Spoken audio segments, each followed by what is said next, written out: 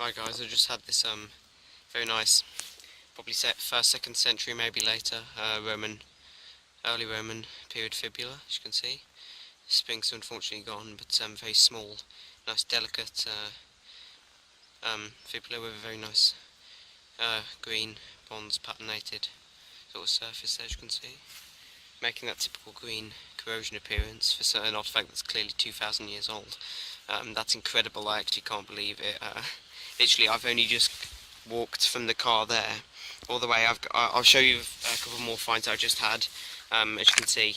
So I didn't video this, but there's too many people around. So the popularity was too high to sort of video without being particularly self-conscious about it. But yeah, amazing find. You can see it depicts someone's face, or possibly the face of that of a lion or something. As I say, medieval horse pen of some description, probably horse mount, something that was used as decoration on horse bridles or something. I'm not really sure, but that's incredible. It's made from pewter, as you can clearly see. Silvered, bronze or copper, or possibly bronze with a high tin content, but very nice find nonetheless, so really pleased with that too. That's incredible. I can't believe I've actually had all that. I think those are lugs there where they would have attached the straps and that, as you can see. So yeah, see there's holes there where the mud is still present, so cleaning that up when I get home should turn out quite a treat. So yeah, that's that. My phone's getting soaked, but luckily it's Sony Xperia, which is according to the manufacturer, waterproof to 3 meters for 30 minutes, so absolutely no problem in this weather. Very raining a lot, but that's incredible. I can't believe I found a fibula, another one. Anyway guys, I'll see you in a bit. That's really pleasing. Right, in a bit.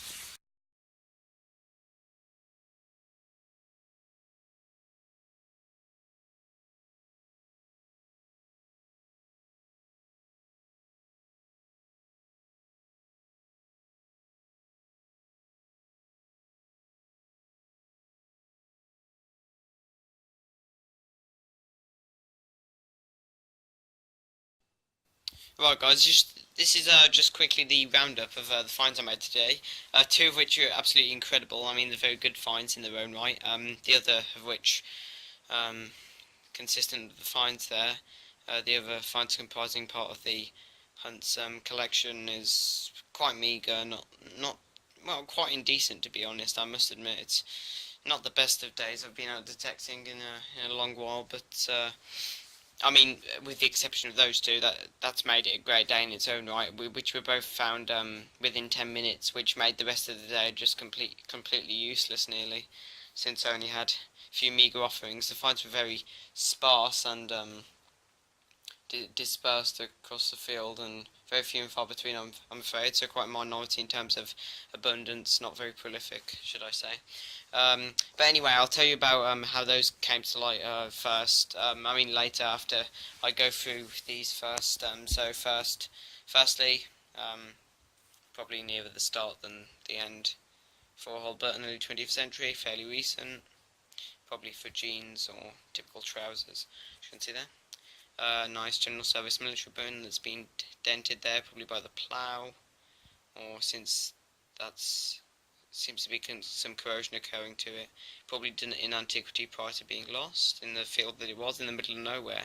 Unusual where you find things really, but there was quite some occupation surrounding the field, so yeah, definitely some activity being there in the past.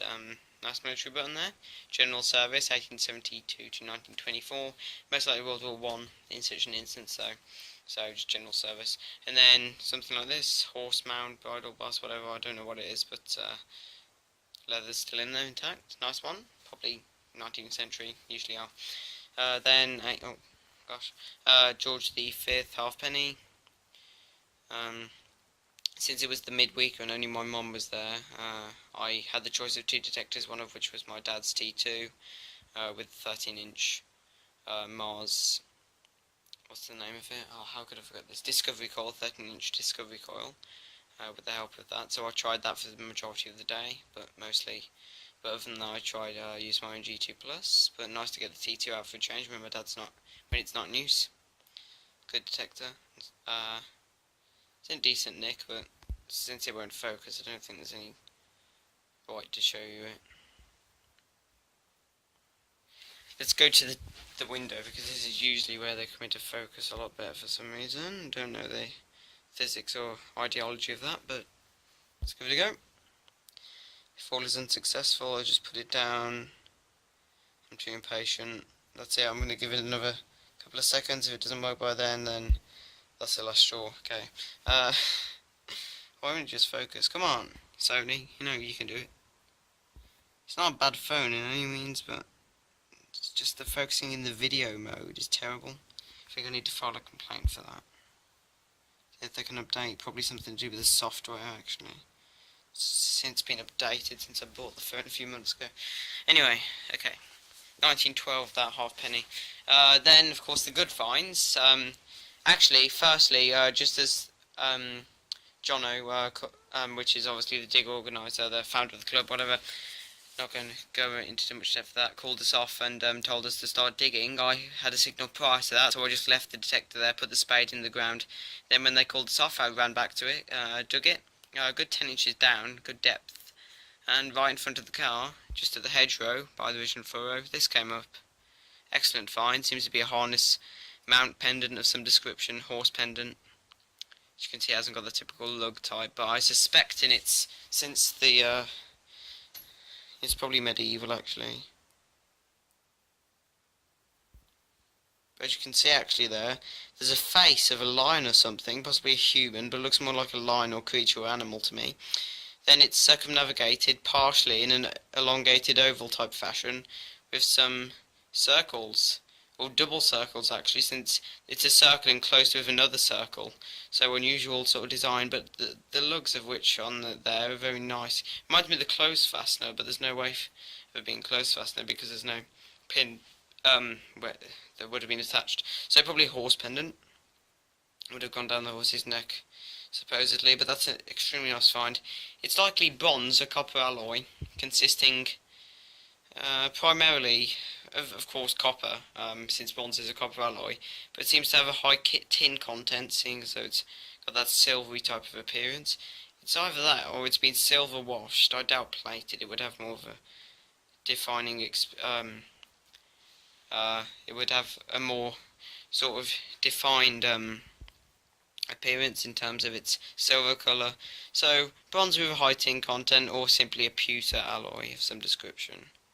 So as pewter is an alloy itself, probably pewter metal compound, but unsure really. But that's a nice find, really good find actually in my opinion, as it probably would be in yours too. It's a great find overall, probably medieval in date. Have to do more research in that. It's a nice one. And then the piece of resistance for this bit, that's actually probably joint first or second. I mean, they're both as good as each other in my opinion, so it's hard to sort of give them a judging of its final sort of status in terms of the best find of the day, so can't really determine which is really the best find. I'm quite indecisive at this point, but yeah, let's go on to the piece of resistance, as I say. As you can see, just gonna have to hurry up. At 6 minutes long, this video, this clip, this recording, whatever you like to call it. There we are. Seems to focus in the larger objects better, or the artifacts, should I say. Very nice, likely 1st, 2nd century AD Roman fibula. Quite an unusual find for Worcestershire, the West Midlands. Actually, I was detecting in Shropshire, so defying by its own right my actual prestigious name of detecting Worcestershire, but it doesn't really matter. Shropshire's a neighbouring county, not too far from home in Worcestershire, but nonetheless, it's a really nice find. As you can see, the springs aren't evident there; they're unfortunately gone. Obviously, what it's called, yeah, the pin's gone as well, unluckily. But it's just the main cast of a Roman fibula prior to the springs being added on there, in addition to the cast metal base. As you can see, very nice though. It's a very nice example. So that's my second one, but 3 in total, with the inclusion of my dad's, which is actually smaller than this. It's nice it actually has this bit here, because those usually cut off because they're so thin and fragile. You can see that's been hammered by hand to make it have a good appearance. But yeah, nice find. Probably a child's one, or just something used for a small harness or strap. something like that. But yeah, as I say, a decent day, but you'd expect there to be more buttons, predominantly many more coins than what was found, which was one singular coin there, which is quite inadequate in my sort of opinion. But as I say, you can't have it every day, but those two made up for it. So, but luckily, after I found that, I walked over left a bit, sort of diagonally, and then I went down a line to the bottom of the field. Halfway down there was this Fibula, good consistent 64 on the not the dais. I was going to say dais then, G2 plus. So yeah, as I say, good signal as you'd expect, but only 2 inches down. That was about 10 inches. That was only about 2. So yeah, varies regardless of age. So there we go, guys. Other than that, I will see you in a bit. Bye.